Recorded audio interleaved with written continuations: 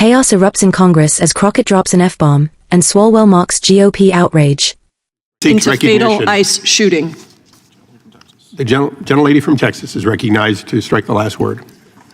Yes, Mr. Chair, I'd ask to strike the last words. The gentlelady is recognized. Thank you so much. It is so hard to sit here sometimes because I didn't come to Congress to write laws or to do things that are hurting people.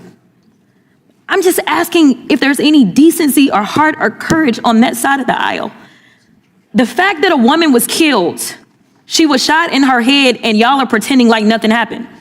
I remember when Charlie Kirk got killed. Do you remember what our response was? Our response wasn't to sit there and pretend like it was okay.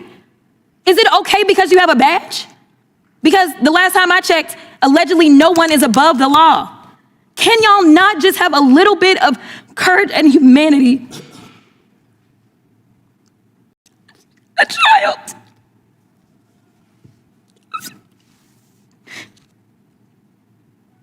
A child has lost her mom. And y'all want to pretend that it is okay. I am asking if there is anyone that will stand for the very people that elected us and sent us to Congress. You tell us things like, well, the immigrants are bad. And so we got to get all these bills because the immigrants are the ones that are causing the harm. They're bringing the crime. The mayor of Minneapolis told y'all to get the fuck out. Yet y'all are the ones, it is this administration that is bringing crime to their streets. That's what's happening. It's the third incident where somebody has dropped an F-bomb in this committee, including the video. I'm sorry. Including the video that we had to watch earlier. Are your princess ears okay? Is it profanity? But you're princess ears House of Representatives. The committee. You are about the fact that a woman. Are you The House of Representatives. The gentlelady Are we offending your princess ears? Are they that soft? All members will Maybe some of the kids out there. Mr. Chairman, it is the You're gentlelady's killing time. them. Kids. It is the gentlelady's time. Let's let her have her time. It is the gentlelady's time. Would you stop the clock for a moment? Okay, and I'll restore that. The chair will remind all members that the person controlling the time is not to be unreasonably interrupted. We would further admonish that whenever possible to express the full meaning of something, it be done so without an expletive that may be offensive to people here in the audience or those who watch this on television. I understand that a quote at times is essential, but I would admonish everyone that it has been the practice of this committee for the many years I've been here to use such things as F-bomb in order to get the message out without actually using the word. Notwithstanding that, the gentlelady will be recognized for this time plus an additional 20 seconds. The gentlelady may continue.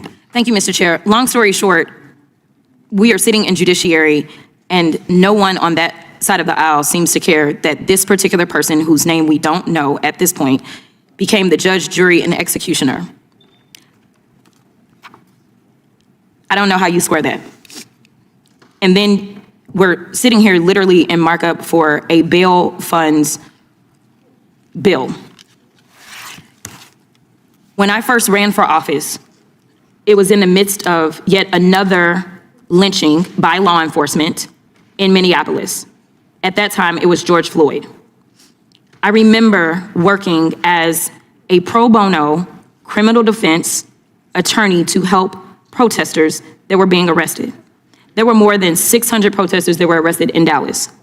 There were churches that came together to make sure that there were bail funds.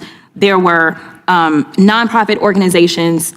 And to explain how it works for bail, since we're in judiciary and we're writing the laws, and some people may not understand this, but those bail funds, those nonprofit organizations are not the ones that determine whether or not somebody gets bail. What they do is they help out poor people, which I know y'all are not interested in either. But they help out people that aren't rich and famous and have limitless amounts of money, like all of the Epstein defendants who somehow y'all can't find, even though y'all went and got Maduro. But it helps out those people to be able to get out of jail. Many of those people that if they spend just a couple of days in jail will then be thrust into straight up poverty because they will lose everything. Why it is that you want to criminalize people such as churches that are trying to help the poor because they understand what the Bible says, and they don't just say that they understand it or say that they love Jesus, but they decide that they actually put it into works because faith without works is dead. That is wrong too. And I'm here to tell you that there's going to be a lot of nonprofit organizations that are going to step up in this moment because there are going to be protests around this entire country because of the state-sanctioned execution that we all saw unfold, unless there is some kind of justice that takes place and we get the name of that officer and that officer is prosecuted. So I ask that law enforcement, we have oversight over them. I am the oversight ranker. Let's go ahead. In fact, I make a motion that we have a hearing in the oversight subcommittee as it relates to this particular issue and what took place.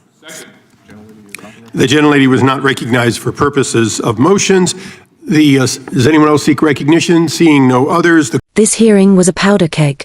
Congresswoman Crockett confronted the committee with raw emotion over a fatal ICE shooting, condemning systemic failures and the callousness of some lawmakers. Her outburst, including a profanity, wasn't just drama, it was a reflection of frustration at a system that often shields law enforcement from accountability. Meanwhile, Representative Swalwell's mocking response highlighted the partisan divide, showing how outrage is often weaponized depending on the political side. Crockett's speech also spotlighted bail funds, inequities in justice, and the broader impact of policy on everyday Americans, contrasting sharply with performative politics from her counterparts. This isn't just a heated hearing, it's a mirror of America's political and moral fault lines, where human lives and accountability collide with partisan optics.